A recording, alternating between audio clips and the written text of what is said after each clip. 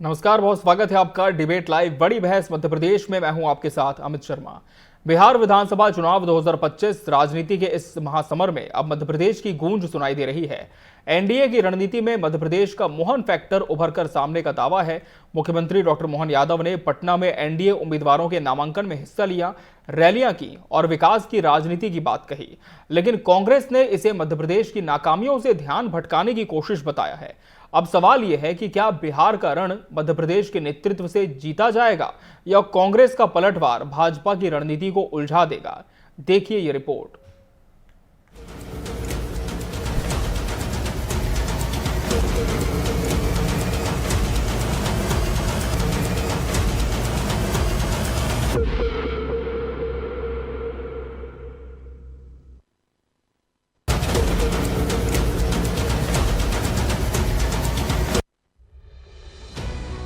बिहार के चुनावी रण में डॉक्टर मोहन यादव की एंट्री से एनडीए खेमे में जोश बढ़ गया है। पटना की दो अहम सीटों कुम्हरार और विक्रम में उन्होंने जनसभाओं को संबोधित किया और कहा कि बिहार को विकास की राजनीति चाहिए, गुंडा राज की नहीं। उन्होंने नीतीश कुमार के नेतृत्व में एनडीए की जीत को निश्चित बताया। मोहन यादव ने बिहार को विजय के नए संकल्प से जोड़ने की अपील की। आज बदलते दौर में जिस प्रकार से देश में सरकार चल रही है, हमारा बिहार भी उनके साथ कदम से कदम मिला करके फिर उसी लाइन पे चलेगा। तो हमारे अपने बिहार के विकास के लिए, हमारे अपने देश के दुश्मनों से निपटने के लिए, बदलते दौर में भारत को आगे बढ़ाने के लिए आज दिल्ली भी मजबूत चाहिए और पटना भी मजबूत चाहिए। दोनों में कोई अंतर होने वाला नहीं। बिहार में एमपी मॉडल को पेश किया जा रहा है। लाडली बहना जैसी योजनाएं, ओबीसी फोकस और महिला सशक्तिकरण पर जोर, लेकिन कांग्रेस इसे चुनावी कॉपी पेस्ट बता रही है। मध्य प्रदेश कांग्रेस ने मोहन यादव की बिहार रैलियों को लेकर तीखे हमले किए हैं। जीतू पटवारी ने कहा, मध्य प्रदेश में अपराध और बेरोजगारी चरम पर है और मुख्यमंत्री बिहार में भाषण दे रहे हैं। दिग्विजय सिंह ने धार्मिक आधार पर भेदभाव और पुलिस की निष्क्रियता पर सवाल उठाए। कमलनाथ ने तो आरक्षण और योजनाओं को चुनावी छलावा बताया। कांग्रेस का दावा है कि मोहन यादव बिहार नहीं बल्कि अपनी छवि बचाने निकले हैं। कमलनाथ ने आगे कहा कि मध्य प्रदेश में ही योजनाएं अधूरी हैं, बिहार में कैसे असर दिखाएंगी। वहीं ओबीसी आरक्षण का मुद्दा एनडीए की राजनीति में दोधारी तलवार बन गया है। एक ओर यादव समुदाय में आकर्षण तो दूसरी तरफ सवर्ण मतदाताओं में असंतोष की चर्चा। देखिए, बिहार में चुनाव है और जिस तरीके से वोट चोर गद्दी छोड़ को अपार समर्थन जनता का मिल रहा है, उसमें साफ साफ दिख रहा है कि भारतीय जनता पार्टी और उसके गठबंधन को वहां पर कोई सफलता नहीं मिलेगी। और जहां तक मोहन यादव जी की बात है, मोहन यादव जी मुख्यमंत्री उस नाते वहां जा रहे हैं, लेकिन उनको अपने प्रदेश पर भी ध्यान देना चाहिए। कितनी अराजकता फैली हुई है, किसान परेशान है, सब लोग परेशान है। बिहार में भाजपा के 40 स्टार प्रचारकों की सूची में मध्य प्रदेश के दो नाम सबसे ऊपर हैं, डॉक्टर मोहन यादव और शिवराज सिंह चौहान। दोनों की रैलियां यादव, महिला और किसान वोटर क्षेत्रों पर केंद्रित हैं। वहीं कांग्रेस के मध्य प्रदेश नेता दिग्विजय सिंह और कमलनाथ महागठबंधन को वैचारिक समर्थन दे रहे हैं। राजनीतिक विश्लेषकों का कहना है, बिहार के रण में मध्य प्रदेश का प्रभाव तय करेगा कि मोहन फैक्टर कितना कारगर रहा। बिहार का चुनाव अब दो राज्यों की राजनीति का संगम बन चुका है। एक तरफ मध्य प्रदेश के डॉक्टर मोहन यादव विकास की बात कह रहे हैं, तो दूसरी ओर एमपी कांग्रेस आरक्षण, अपराध और योजनाओं पर सवाल उठा रही है। एनडीए का एमपी मॉडल क्या बिहार में जीत दिलाएगा या कांग्रेस की आलोचना जनता की सोच बदल देगी? ये फैसला नवंबर का जनादेश तय करेगा। Bureau report, TV 24 news.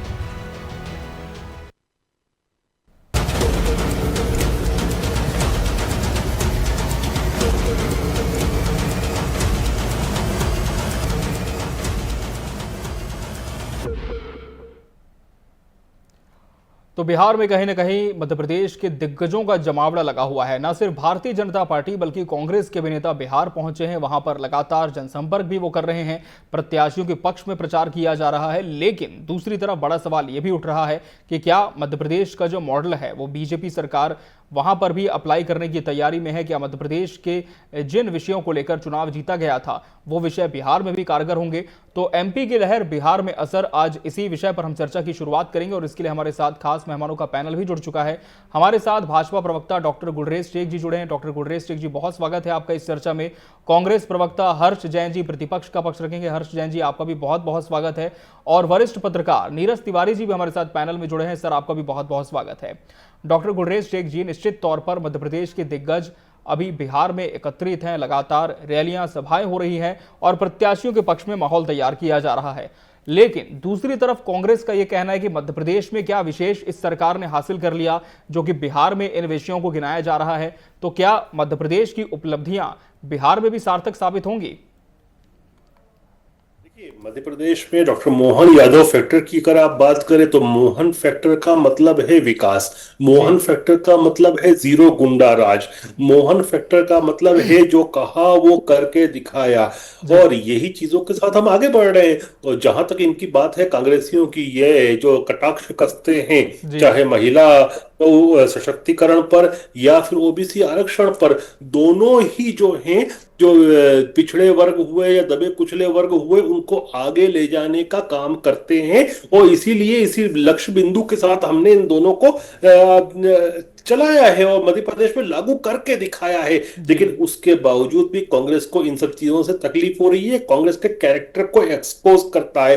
लेकिन जो कांग्रेसी कह रहे हैं ना, ये हमको भी एक तरह से रिपोर्ट कार्ड देते हैं। ये जब कहते हैं कि मध्य प्रदेश के मॉडल को बिहार राज्य के अंदर कॉपी पेस्ट किया, इसका मतलब क्या हुआ? ये अप्रूव कर रहे हैं कि हाँ, मध्य प्रदेश का मॉडल है जो सक्सेसफुल है और वो सक्सेसफुल मॉडल कॉपी पेस्ट करने की कोशिश की जा रही है बिहार के डेवलपमेंट में। तो अच्छी बात है ना, हम जंगल राज तो नहीं ला रहे, हम महिलाओं का सशक्तिकरण कर रहे हैं, हम गुंडा राज तो नहीं ला रहे, हम ओबीसी का सशक्तिकरण कर रहे हैं। और जो लोग कहते हैं कि जो हमने सवर्ण वर्ग के लिए भी आरक्षण दिया और ओबीसी के लिए भी दिया, ये दो धारी तलवारें जी नहीं है, दो धारी तलवार नहीं है।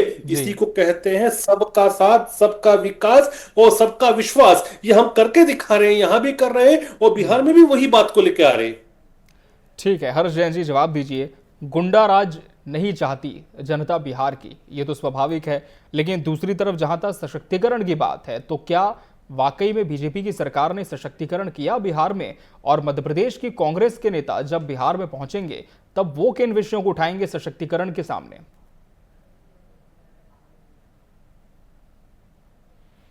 जी हर्ष जी, हर्ष जी माफ कीजिए, आपकी आवाज नहीं पहुंच पा रही है। क्या आप मुझे सुन पा रहे हैं? जी बिल्कुल सुन पा रहा हूं। जी जी, आपकी बात रखें।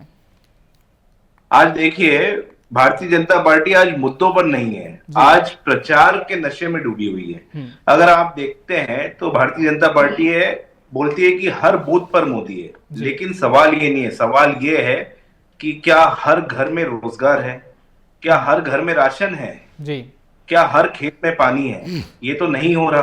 तो विकास कैसा है? विकास तो अधूरा है। भारतीय जनता पार्टी सिर्फ इवेंट करती है, प्रचार करती है, प्रसार करती है, लेकिन धरातल पे कुछ नहीं करती जी। पैकेजिंग बहुत अच्छा करती है, लेकिन अंदर से खोखले इनके वादे हैं। तो जो मध्य प्रदेश का विकास है, वो विकास मॉडल बिहार में जो पेश कर रहे हैं, ये खोखला विकास मॉडल है।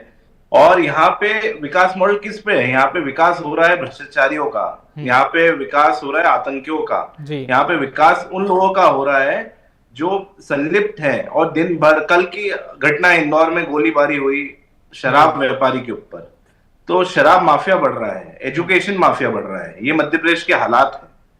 अगर आप देखें तो मध्य प्रदेश में आज बदलाव बिल्कुल भी नहीं है और जनता समझ चुकी है कि 22 साल हो चुके हैं मध्य प्रदेश में भारतीय जनता पार्टी की सरकार को। उसके बाद भी मूलभूत सुविधाएं, रोड खराब है, ड्रेनेज नहीं है जी, स्कूल में अध्यापक नहीं आ रहे, तो मूलभूत सुविधाओं से दूर अछूता है मध्य प्रदेश आज जी। तो मध्य प्रदेश मूलभूत सुविधाओं से अछूता है। ऐसे में बिहार में क्या प्रोजेक्ट किया जाएगा, ये कांग्रेस सवाल उठा रही है। लेकिन नीरज तिवारी जी, क्या कहता है आपका विश्लेषण? दोनों ही पार्टियों के दिग्गज फिलहाल बिहार में मौजूद हैं, लगातार प्रचार प्रसार का दौर जारी है, लेकिन क्या वास्तव में मध्य प्रदेश सरकार की जो उपलब्धियों की बात कही जा रही है, इन्हें प्रोजेक्ट करते हुए बिहार में जनाधार को अपने पक्ष में किया जा सकता है? जी अमित जी, अभी वर्तमान में जी जो भारतीय जनता पार्टी है वो लोकल टू नेशनल रणनीति पर चल रही है। जी हमेशा ये लोग ये सोच रहे हैं कि हम अब नई जनरेशन को आगे बढ़ाएंगे और जिस भी राज्य में चुनाव होगा वहां पर पूरे देश के नेताओं को एकत्रित करेंगे। और मोहन यादव जी जिस आधार पर उन्हें मुख्यमंत्री बनाया गया था उनका कार्य करने का समय अब आ गया। बिहार चुनाव और उत्तर प्रदेश चुनाव, और जो हम देख रहे हैं बिहार चुनाव में वो जाकर के जगह जगह पर प्रचार करेंगे और खास तौर से उनकी रैलियां वहां पर है जहां यादव वोट बैंक ज्यादा है, क्योंकि यादव वोट बैंक 14% है वहां पर। यदि वो 5 से 6% में सेंध लगाने में कामयाब हो जाते हैं तो सफलतम मुख्यमंत्री की श्रेणी में मोहन यादव जी आ जाएंगे। जी जी नीरज जी, लेकिन जहां पर उपलब्धियों की बात है, क्या वाकई माना जाए कि मध्य प्रदेश सरकार की कुछ योजनाएं, कुछ घोषणाएं जो कि मध्य प्रदेश में बहुत कारगर साबित हुई और बिहार में जब इनका बखान किया जाएगा तो वहां की जनता को भी विश्वास होगा सरकार के प्रति?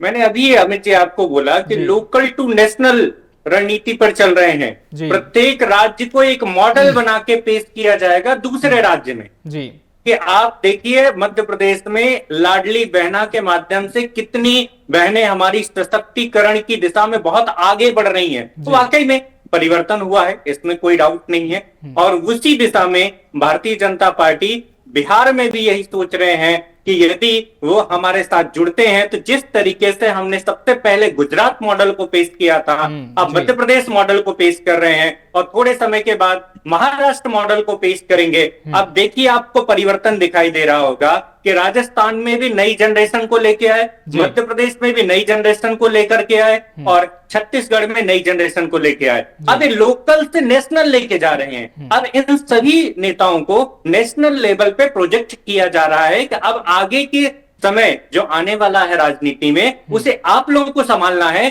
अब आपको नेतृत्व करना है कि देश में जितने भी राज्य हैं वहां सभी जगह पर भारतीय जनता पार्टी की सरकार बने। उसी दिशा में हम आगे बढ़ रहे हैं।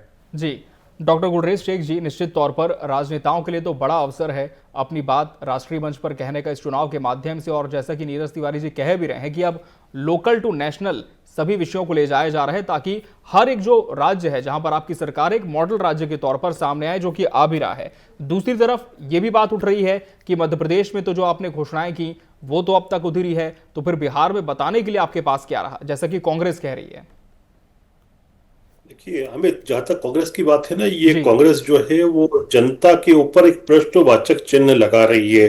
आप ये देखिए कि हमारी योजनाएं अगर जनता को कबूल नहीं होती और उनमें कोताही हुई होती तो क्या 29 में से 29 सीटें हमको जनता देती, हमको लगातार जिताती? आप ये बताइए, कमलनाथ सरकार के हार के गिरने के बाद उपचुनाव का नतीजा है, उसमें हम जीते। राज्य के चुनाव का नतीजा, उसमें प्रचंड जीत हुई।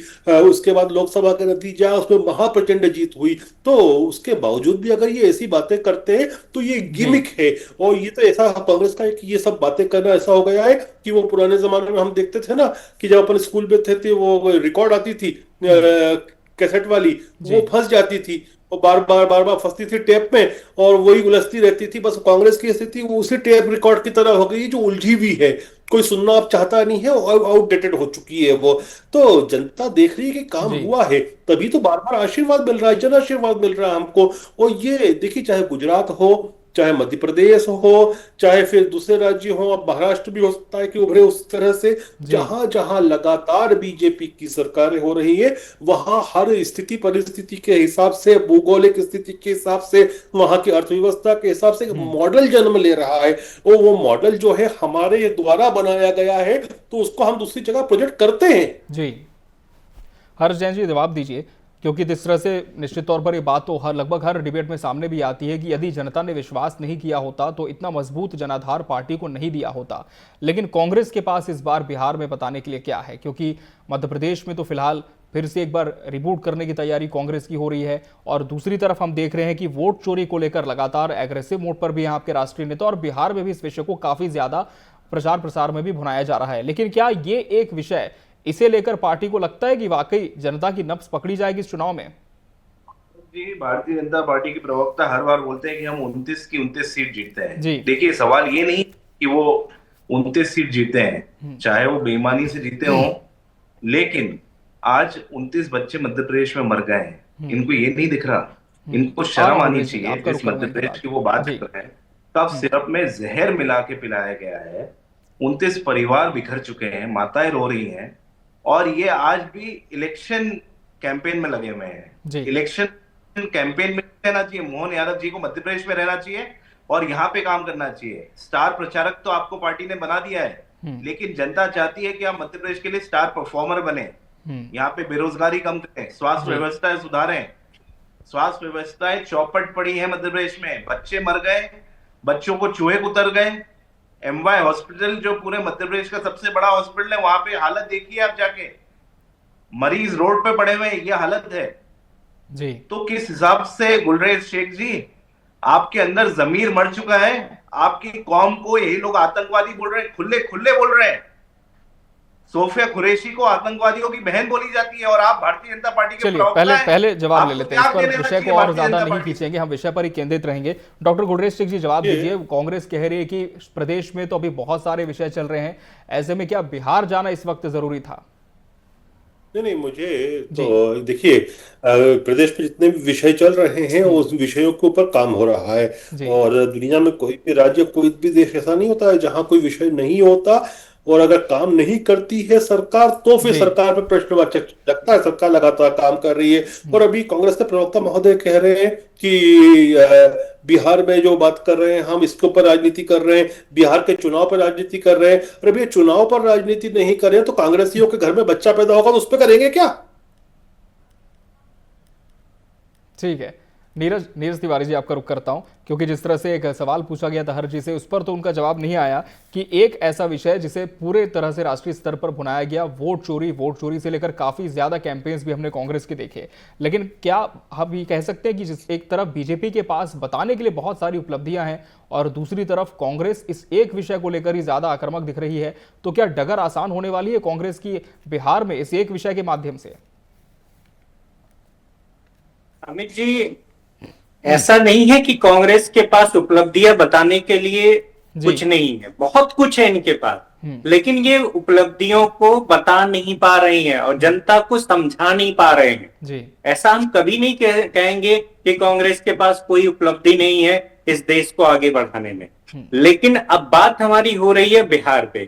बिहार में हमेशा ये लालू प्रसाद यादव जी के साथ ही कांग्रेस चली है, और जहां पर हम देखते आ रहे हैं कि सबसे बड़ा दल हमेशा लालू प्रसाद यादव का ही रहा है, और वहां पे ये हमेशा कांग्रेस पार्टी एक पिछलग्गू पार्टी की तरह रही है। लेकिन इस बार राहुल गांधी ने काफी ऊर्जा वहां के कार्यकर्ताओं में भरी है, इसको हम नकार नहीं सकते हैं। अब वो सीट में कितना तब्दील होता है वो तो नवंबर में ही पता चलेगा, लेकिन वहां पर जो मुझे लगता है अभी भी स्थिति ऐसा ही है कि वहां त्रिकोणीय फिर से एक स्थिति अभी दिखाई दे रही है। आने वाले 10-15 दिन में क्या होगा वो हम सब लोग के सामने आ जाएगा। लेकिन सबसे बड़ी पार्टी के रूप में जिस तरीके से भारतीय जनता पार्टी पूरे राष्ट्रीय स्तर के नेताओं को प्रदेश में ले जाकर के एक सकारात्मक माहौल पैदा करते हैं कि हमारे अलावा कोई भी देश को विकास की स्थिति में नहीं ला सकता है, हम ही ऐसी पार्टी है जो एक पूरे राष्ट्र एकता को, अखंडता को बनाए रखने में हम ही साथ देते हैं, बाकी और कोई पार्टियां नहीं देती हैं। अब राष्ट्रीय भावनाओं को लेकर के भारतीय जनता पार्टी जमीन पर उतरती है और उसी भावना से वो चुनाव में आगे बढ़ती है। अब रिजल्ट क्या होगा बिहार में वो देखना पड़ेगा, लेकिन अन्य राज्यों में इनके रिजल्ट सकारात्मक आए जी। और जिस तरीके से अभी ओपिनियन पोल आया था, ओपिनियन पोल में अभी भी एनडीए को बहुमत मिलता हुआ दिख रहा है, लेकिन जहां पर हम देख रहे हैं जो इंडी गठबंधन है उसको भी कहीं ज्यादा दूर हम नहीं देख सकते हैं। माहौल कब बदल जाए कोई भरोसा नहीं है, क्योंकि बिहार में जातीय समीकरण बहुत मायने रखता है। लेकिन आज की डेट में बिहार की जनता और बिहार के युवा जाति के साथ साथ विकास को भी एक अपने साथ जोड़ते हुए विचार कर रहे हैं कि हमें वोट किसे देना। बिल्कुल, जनता समझदार है और बहुत सारे समीकरण भी साझे जाएंगे, और इसके लिए मध्य प्रदेश कांग्रेस और भाजपा दोनों के ही नेता काफी ज्यादा मजबूती से बिहार में तैयार दिख रहे हैं। बहरहाल समय हमारे पास इतना ही था इस चर्चा के लिए। आप सभी मेहमानों का बहुत बहुत शुक्रिया हमसे इसमें जुड़ने के लिए और इसका हिस्सा बनने के लिए। इसी के साथ बड़ी बहस डिबेट लाइव मध्य प्रदेश में आज के लिए फिलहाल इतना ही। मुझे और पूरी टीम को दीजिए इजाजत। नमस्कार।